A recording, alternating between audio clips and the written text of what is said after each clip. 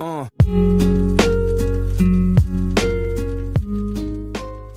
you still looking at me? Why you still looking at me?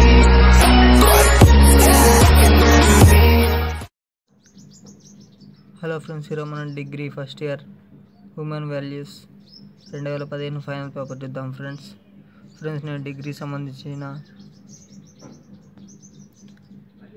2019 final papers upload చేశాను. Friends కావాలంటే నా video list ఉన్నాయి చూడండి.